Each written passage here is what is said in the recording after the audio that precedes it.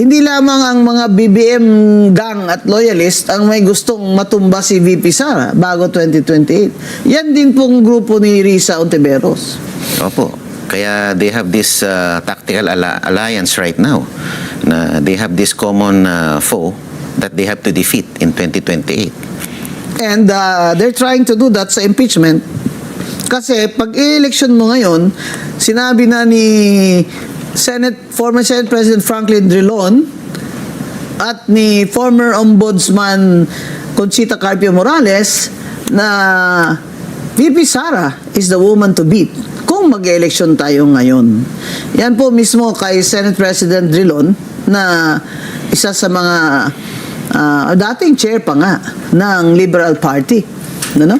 Kaya na ngayon awkward yung para sa akin na awkward yung Liberal Party kasi dati talagang on its own position talaga siya versus Nationalista Party doon sa kay Duterte versus Liberal Party ganun. Ngayon may coalition na sila sa mga kaliwa. Ito yung Risa Ontiveros sa Akbayan Party. So do you think that coalition is going to be enough to defeat Vice President Sara? Sa akin po, matatalino na ngayon ang mga botante. Kasi iisipin nila, bakit itong partido na ito na dating sinasabi magnanakaw itong tao na to, ngayon ayos lang sumiping ito sa administrasyon na ito. Parang lumalami ang kanilang paninindigan. Sabi nyo, ganito, magnanakaw siya ngayon. Hindi kayo makapagsalita. Dati, never again. Dati never again. Ngayon together again. Together again. Diba? So, together again. Sana po mag-isip yung mga tao na ito bang mga ito dapat ba bigyan ng kredibilidad? Dahil kumbaga sumisiping ka sa dati mong kaaway para lang magapi itong malakas na kandidato. Matindi ang mga pinaglaban nila. Tapos bigla ngayon ayaw na nila ng BBM resign. Opo. Napansin ko, Makabayan lang ang nagsasabing BBM resign o Sara resign. Ang Akbayan ay hindi nagsasabing BBM resign, which is an indication for me na meron na nga sila.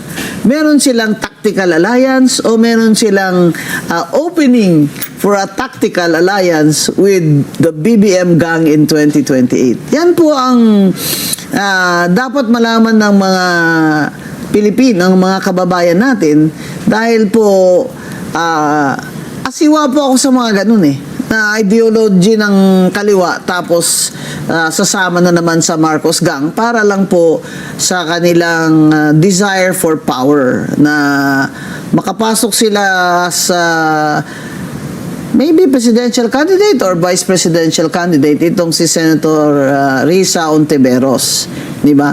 Kaya dapat ho alam talaga ng mga kababayan natin yan. Buti po kayo, Attorney Guanzon, consistent na naninindigan. Kayo stalwart ng Liberal Party pero pag ayaw nyo ayaw nyo talaga. Lalo na kaming generation namin na dumaan kami sa martial law, nag-sacrifice kami, may mas mga